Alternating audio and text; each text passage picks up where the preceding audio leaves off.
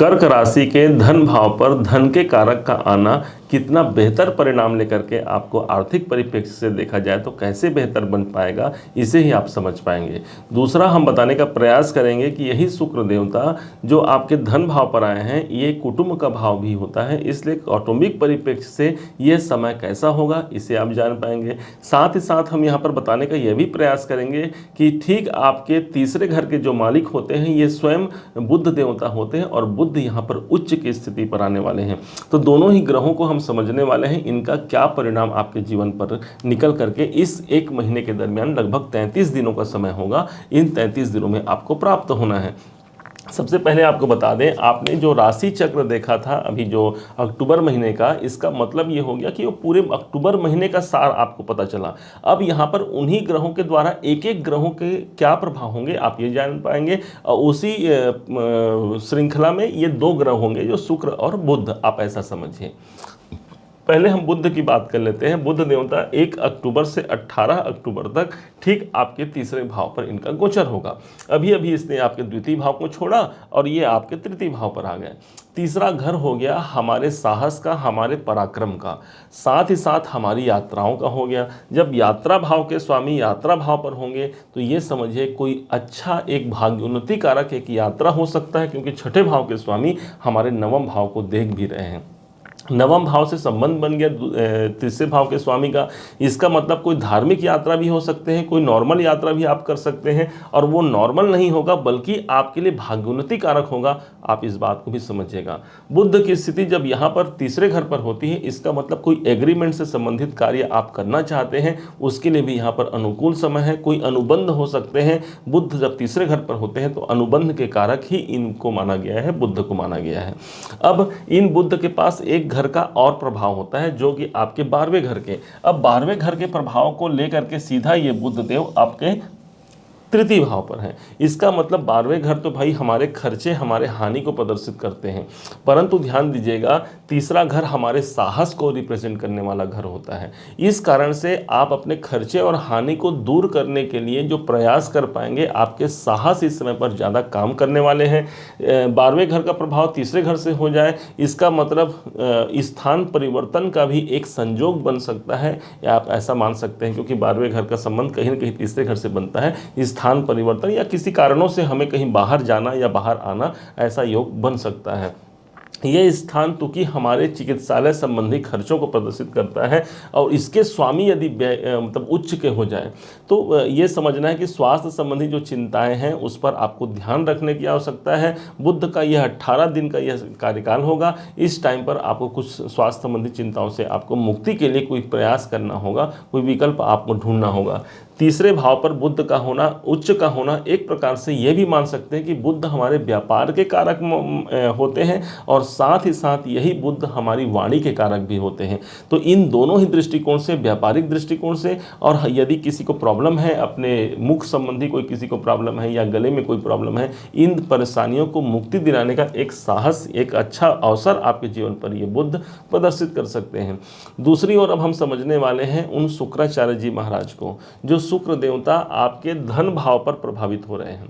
ध्यान से समझिएगा, इनका जो कार्यकाल होगा वो 1 अक्टूबर से लेकर के 3 नवंबर तक होगा। मतलब इस दरमियान लगभग 33 दिनों का ये समय होगा। 33 दिनों तक धन के कारक धन भाव पर। किस भाव के स्वामी हैं पहले ये समझ लेते हैं। तो ये देवता जो शुक्राचार्य जी महाराज हैं, लीजिए आपके इनकम भाव के स्वामी हो गए।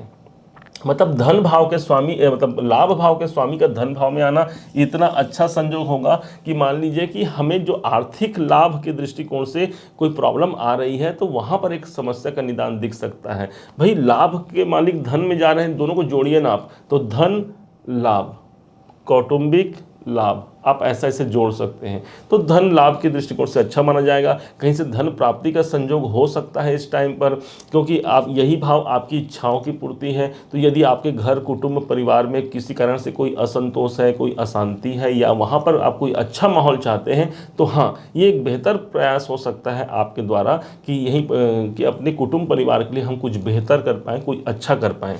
लाभ और हमारी इच्छाओं की पूर्ति के स्वामी जब द्वितीय भाव पर आते हैं तो यही वो भाव होता है, शुक्र यदि इस भाव पर होते हैं तो धन को सबसे ज़्यादा आकर्षित करने वाले यदि कोई ग्रह होते हैं तो शुक्र ही होते हैं। साथ ही ये हमारी वाणी का स्थान होता है, तो वाणी स्थान पर शुक्र का प्रभाव होना मतलब इस समय पर बातचीत के दौरान भी आपको लाभ मिलने की संभावना है। जो कम्युनिकेशन में है, जो बातचीत का जिनका कार्य है, जो दूसरों को टेकल करते हैं, ये सब कार्य उनके लिए बहुत मतलब उनके लिए ये शुक्र का गोचर अनुकूल होगा। दूसरे घर का संबंध हमारे कुटुंब से, हमारी वाणी से, हमारे धन से तो होता ही होता है, साथ ही साथ समझिएगा ये हमारे लग्न से दूसरे घर पर है। मतलब कि सबसे ज़्यादा प्रभाव ये देखने को मिलेगा कि मेरा सबसे ज़्यादा प्रयास क्या रहेगा, मतलब कर्क राशि का सबसे ज़्यादा प्रयास क्या रहेगा, मैं अपने आर्थिक स्थिति को कैसे बेहतर बना पाऊँ। इस समय पर किसी मित्रों का सहयोग भी मिल सकता है, ध्यान से समझिएगा। ये शुक्राचार्य जी महाराज जब अष्टम भाव को देख रहे हैं तो अष्टम भाव पर यहाँ पर ऑलरेडी पहले से शनिदेव विद्यमान है। अब शुक्र और शनि दोनों का कॉम्बिनेशन एक इसी 33 दिनों के दरमियान हो जाएगा। अब शुक्र कौन है, तो आपके लिए तो भाई ये हमेशा के लिए आपके लाभेश हैं और हमेशा के लिए ये आपके लीजिए चतुर्थेश भी हो गए। चतुर्थेश मतलब कि सुख भाव के स्वामी हो गए। इनका धन पे आना और साथ में शनि का जुड़ जाना, शनि स्वयं कर्म के कारक होते हैं, ये माना जाएगा कि हमारे कर्मों से हमें धन की प्राप्ति।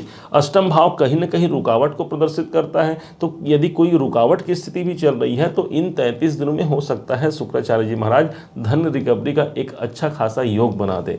हालांकि इस योग को माना जाता है समसप्तक योग, जब शुक्र और शनि का कॉम्बिनेशन एक दूसरे के आमने सामने बैठते हैं। इसके लिए लेकर के एक अलग से वीडियो लेकर के आएंगे जिसमें आप जान पाएंगे इस समसप्तक योग का प्रभाव विशेष तौर पर आपके जीवन पर क्या परिलक्षित हो सकता है, इसे आप जान पाएंगे, इससे समझ पाएंगे।